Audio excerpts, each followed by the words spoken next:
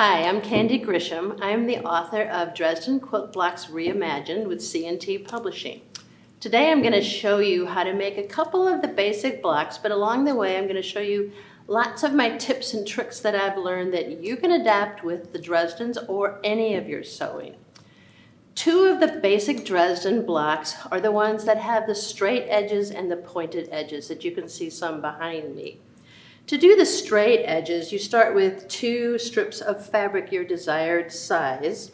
You put them right sides together, and then you're going to cut with the 18-degree Dresden wedge. When you cut these, you want to keep them all in a nice stack with the same fabric on the top. This makes your sewing a lot easier. As you sew them, the smart thing to do is to chain piece them, meaning that you just keep feeding these through the sewing machine without breaking your thread in between each block. That gives you this nice unit with everything attached. One of my special tips and things I love to use is some kind of a seam ripper stand. This is a homemade one with just a little 2-inch block of wood and a standard seam ripper. But if you have this right next to you after you chain piece, you can just come right along and clip apart all of your pieces. And you save your hands, you save thread. It's also a lot more efficient as you go. The seam ripper is always available then to you as well. So after you've sewn your 10 pairs, you need 20 wedges for each block. You're going to press those seams open. I like to use some kind of a pressing ham. This again is another homemade one. It's made from a banister rail cut into sections. It's pine, it's unfinished, and I simply lay the seam line right on top and press. And that gives me a nice crisp open seam with no seam allowances showing along the way. So I've finished sewing all of my pairs, and now I have a circle with straight edges. All of my seams are pressed open, and you might say, what's that in the middle? That's a little piece of fusible interfacing that I use to stabilize these centers. The fusible part, or the bumpy part, goes towards the front of your block. That way, when you go to put your centers on, it will stick a little bit to your center and help you to sew that down. Now the centers I make using just a couple layers of freezer paper with the fabric pushed in or pulled in around it with a basting stitch. And then that comes out. And another tip along the way is to take a piece of freezer paper, fold it in half again, cut out with the size of the center you're using in the middle. And I've marked the lines on here to show you where the seam lines match up on my block.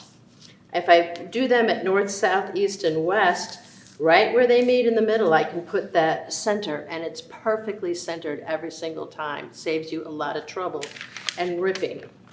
After your center is on, you need to finish the block. In order to finish these blocks, I use a fusible interfacing the same way, so it's only fusible on one side. I rough cut out a circular shape, pin it to my block, with the fusible to the right side of my block. Pin it well and stitch a 1/4-inch seam all the way around the outside. Trim that interfacing away, turn it, and there's my finished block. It's all ready to go onto the quilt. It's got a little bit of the fusible interfacing on the back, which has created a facing.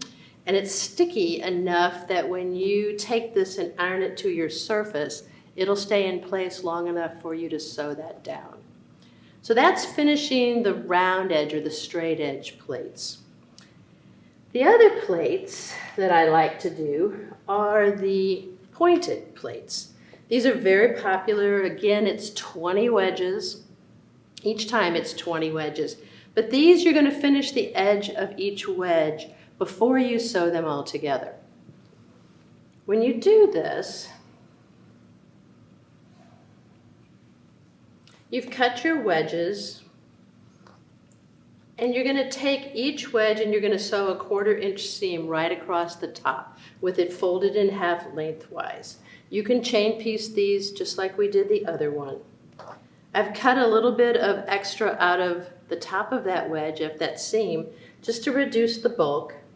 And I'm going to finger press that seam open and turn this, using my friendly little poker to turn that seam out. When you turn these, you need to make sure that the fold lines are centered. Otherwise, your points will be off on your whole block. This is just a simple piece of cardstock with a 45-degree line drawn from the corner. If you insert that into your point, line up the seam line on that line and press, every one of your folds will be perfectly symmetrical. After you finish pressing all of your points, you're going to sew them together again as pairs. When you start to sew, I line up the folds. I start about a 1/4 inch down from the fold and back stitch and then do the seam all the way down. That locks this top together and you won't get any little threads hanging out of there. Again, these are pressed open all the way around. You need 20 wedges to finish. When your block is finished, you've got all your seams pressed open. You're stabilized with a little bit of interfacing, fusible interfacing. And you can add your center with the centering placement and you're finished. Your block is done and ready to applique to your quilt. So these are 2 of the basic edges. There's several more in the book. The book also goes into some more complicated type of blocks that are pieced and have a lot more going on in them, but they all can have these same kind of edges no matter what you do. So I hope you have a lot of fun and make lots of plates. Thank you.